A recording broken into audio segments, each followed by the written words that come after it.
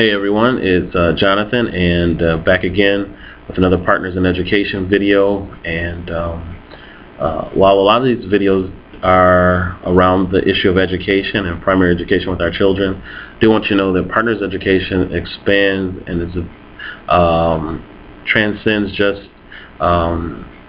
education with regards to schooling and academic learning, but also about partnering in education about our family health, education about our spiritual and personal development. So we'll be doing a lot of videos and just events and things around those subject matters. But a lot of these videos, particularly this one today, the next few that I'll be making are specifically tied to education.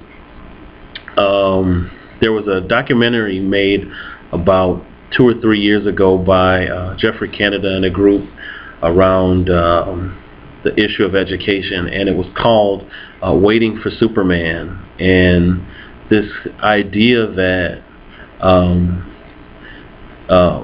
conditions can be so bad, specifically tied to a lot of the communities where public schools are drastically underperforming and the school systems are underperforming, that people tend to think that some type of resolve or something will rescue, or there has to be some kind of help coming. And even when there is, in the case of that documentary, is that those things that are aids or opportunities are so limited that so many children are left out. You watch that video or that documentary and you see a lot of hope in that there are groups, people that are rising up, that are concerned, but then your heart also breaks for those who want hope but can't get it. And so don't wait for Superman. For sure, it is not in our power to solve every problem. But God has given us enough grace, and you enough grace to be active and to do some things. And so we're not totally powerless, and you're not totally powerful. And so, we're left in a good tension, I would say. Not always comfortable, but a good tension. And so I want to specifically speak to parents who are parents of juniors and seniors in high school. This is the last phase of high school as they prepare to move into adulthood, things like college and vocation and career. And often, I may be speaking to some of you. You were well prepared, and that's good. But a lot of people all across the country were indeed waiting for Superman, and today strapped in student loan debt, strapped to degrees or college work that has not financially benefited you at all. And it is so ingrained in our society that even to this very day we're still making the same kind of mistakes and committing the same type of negligence that impacted us in the past. And so I just want to speak a little bit about some things that you should be doing as juniors and seniors. I wanted to do this course on the Udemy, and we're still working on it, but the amount of commitment would kind of take away from the time. So I really want to kind of help and just give some suggestions to you as parents, as godparents and families. Just some things you should be thinking about now. Number one would be academic disciplines. Academic disciplines. There have been a lot of articles, Yahoo in particular, and there are a lot of things. You have to know, and your child has to know, what pays and what doesn't pay. Typically our lives are very overwhelmed with just daily pressures and priorities that we already have in our lives, to the point that we don't think about the next transition into college. And college, particularly over the last, let's say, 60, 70 years, has been a growing narrative. People need to go to college. You need to go to college. You need to go to college. But it's been so generalized, we haven't thought about what it is that we need to do and what the purpose of college is for. And sadly to say, a lot of us end up, or 5 years ago, 10 years ago, 20 years ago for some of you, ended up in college, but having no foggy idea what we wanted to do, or getting in something and not really having any direction for our lives, or kind of planning, and it really made a mess of things. I am a witness of that.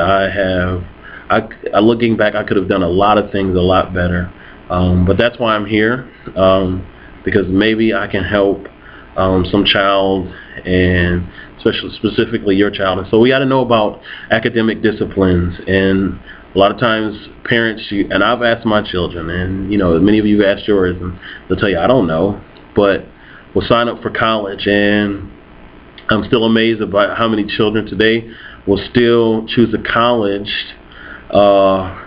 based around peer pressure. So children who are not necessarily prepared for college prep or college work, or have not gone through any type of college prep, will pick a private institution, will take out private loans or student loans, all for the sake of reputation or what others might think, when in reality, those are very, very bad decisions. And many of us are living out those decisions, the consequences of those decisions today, many through default student loans, or making loan payments, and just a number of things, a substandard wage, or wage that is beneath the kind of living standards that you need to experience. And so that's something that we really need to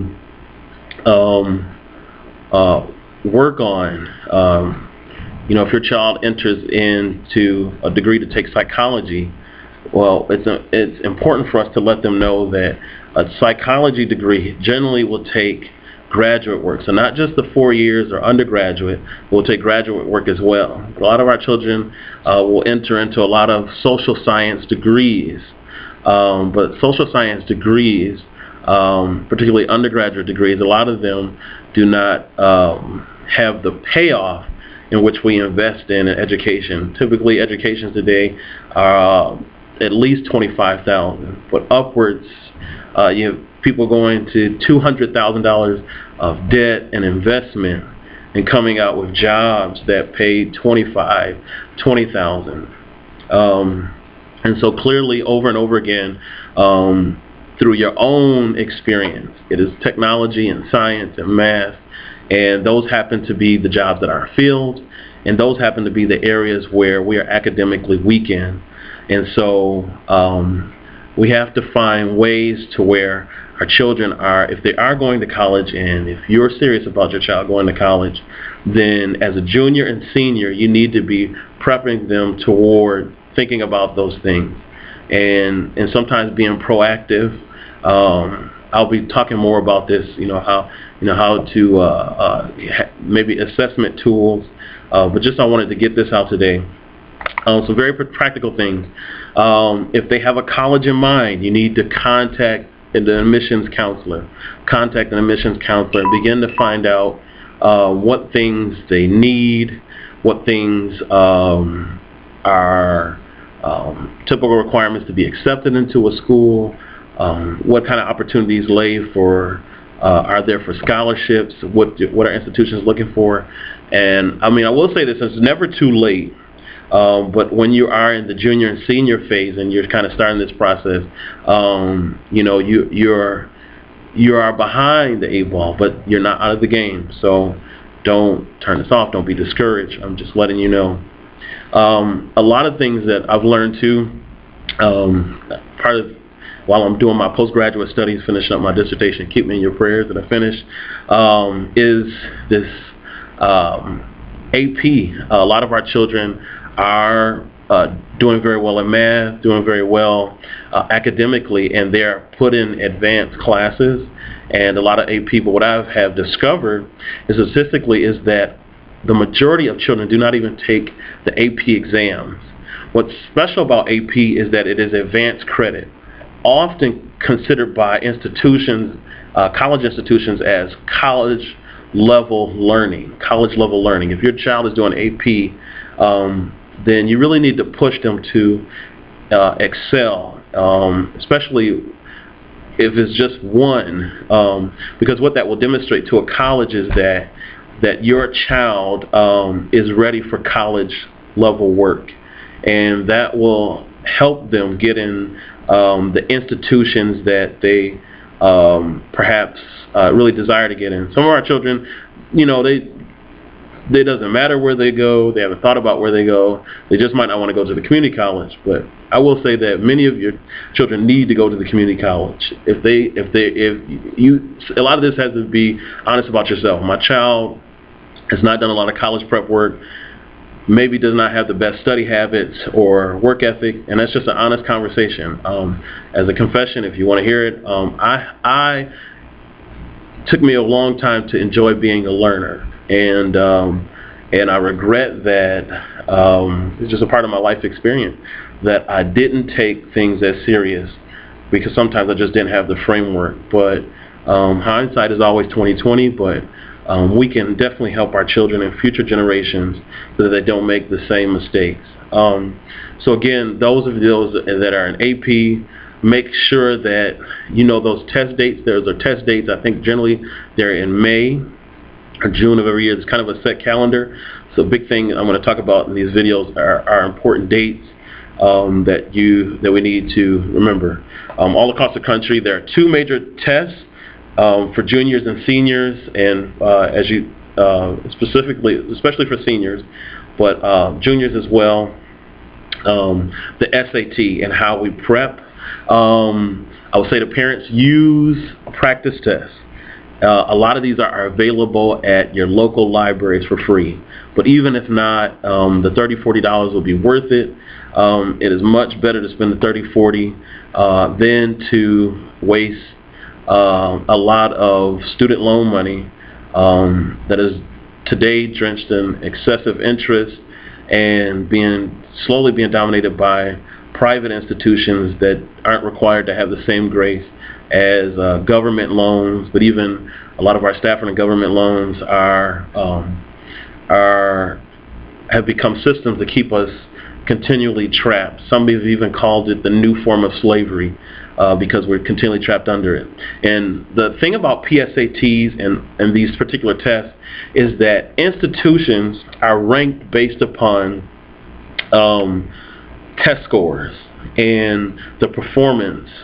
And so when you do well upon these tests, it's not so much just a high score, but institutions want children or potential students who are able to demonstrate that they can perform well. And so it's incumbent upon you as a parent or a concerned loved one to make sure your child, your grandchild, you want to get them a good gift, forget about the card and get the car. Forget about the sneakers. Invested in things like SAT preparation. Some of these courses range from free to $500 to $1,000. I'll be doing a video soon about a potential opportunity, especially in my home city that I grew up in, Buffalo, to get children together for SAT preparation. If you want to know about resources, there are a lot of resources out there, but the organization that makes the SAT test is College Board. So when you look, I may have said that, but when you do that, look for College Board material. So again, you can get those, and a lot of those have CDs and practice tests. Even if your children, just the very fact that they get used to taking the test.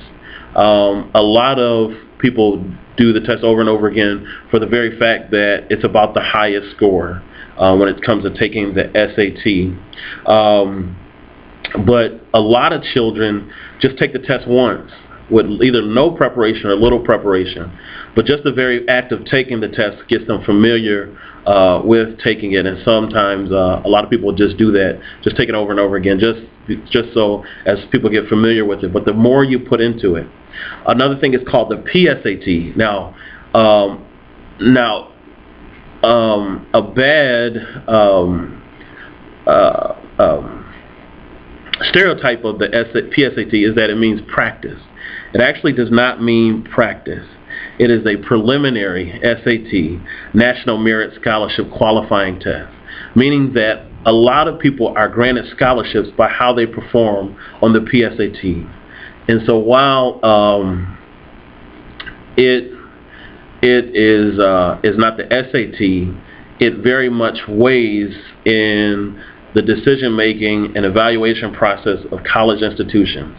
And so if your child wants to go to a major institutions, particularly private institutions, out-of-state institutions, they need to take advantage of these tests. There are many Americans, parents, who have solely devoted themselves to their child performing well on the SAT simply because it is the measuring stick. And the ACT, SAT, ACT, those are two tests. I come from a state where the SAT was the predominant test, and so that's why I'm using that language and a lot of other things. But if you go to College Board, you'll see all of the dates for the SAT. The PSAT, there are only 2 dates. In 2014, Wednesday, October 15th and October 18th. Your child needs to take it. If they are a senior, they need to take it. If they are a junior, they need to take it. You can start taking the PSAT, I believe, when you are a freshman. So they need to start taking the PSAT every year. You need to find out where those dates, usually it's a school or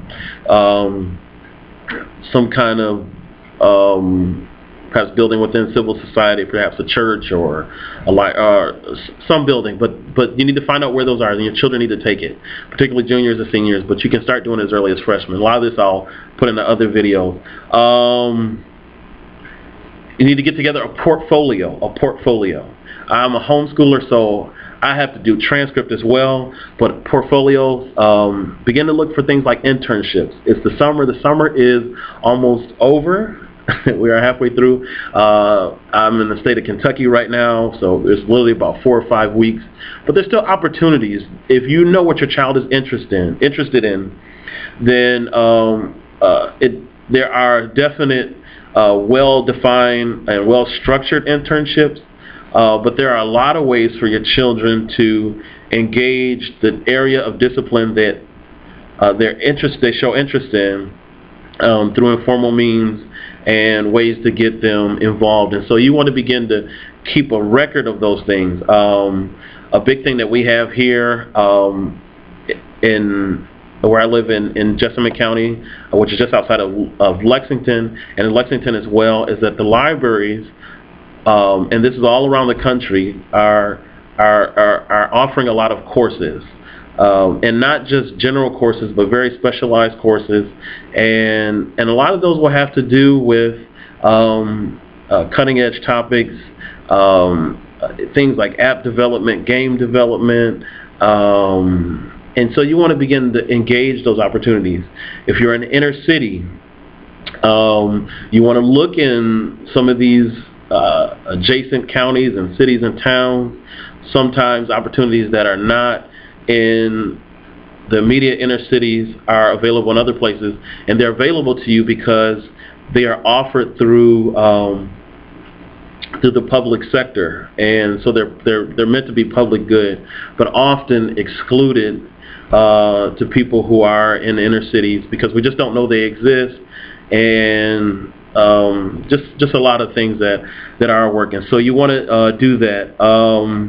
You want to look at your local university. So many universities have programming. A lot of people we know about things like Beam. I grew up in Buffalo, so the University of Buffalo had things like Upward Bound and STEP. But there are a number of specialized programs that are taking place, not just in the summer, but all year round. This video isn't going anywhere, and if the good Lord should tarry, 2015 will be here, and so you want to take this information, you want to begin to look. But there are music programs often that are funded by grants and funded by public dollars, and so very low cost and even free, all kind of programs. So you want to be looking out for your your local public institutions. Another big thing that institutions look for is community service. I'm going to again be posting this in other videos, but I believe they start to count community service when your child turns 14, which is about 8th, 9th grade, and you want to begin to track that. And on average, about 70 hours. So your local church, these vacation Bible schools, there are a number of ways your children can be involved. A lot of scholarships are granted just based on community service alone, and so you want to do that. So, but you want to build a portfolio, and the more you have conversations with an admissions counselor, the more you can take those kind of tidbits that say this is what an institution is looking for, and you can begin to develop those for your children. Really big things, again, as I talked about earlier, math and science. And a good way, math and science is an area that the majority of our country is struggling. When you look at jobs that are not being filled, that are difficult to fill, it's typically the areas of math and science. A lot of engineering jobs, not all, but a lot of the engineering jobs and jobs that require a proficiency in science and math. And it's in particular those areas that many students are kept out of, or they're just not performing well. And I was a student, I knew I wasn't good in math, and I wasn't good in science. So I took a route that didn't allow, that kept me from failing. I graduated from high school, and I did that because I took a route that would keep me away. I did as much math and science as I needed, and I was out. But this world that our children is growing up in, and that we're growing up in, a proficiency in math and science. And so I happen to live across the street from a university. But there are math tutors. You can hire a math tutor. There are students within these institutions that are very good at math. Some of them are going on to be teachers. And while they're doing their college education, you can pay at a lot lesser salary than they will one day earn, and you'd be surprised what $10 an hour will do 2 or 3 times a week for your child that is deficient or weak in math, and so forth and so on. So college tutors. A big thing that we have to think about, and people used to say this for people who were not, it was kind of a coded diss or a put down. College isn't meant for everybody. But more and more today, people are reconsidering going to college because, not just because of the mental or the academic load or the load that is put upon people, but the payoff as well. The payoff that in reality that you still in this day and time in America, you still can do well and not have a college education I'm not saying not being educated, but you do not necessarily have to take the college route. And I have my children that look through this all the time because I'm working with them in development. I think there's some things that they want to do, but there's a lot of work that we have to do as a family to get them ready, and we have to be honest. But this is a book.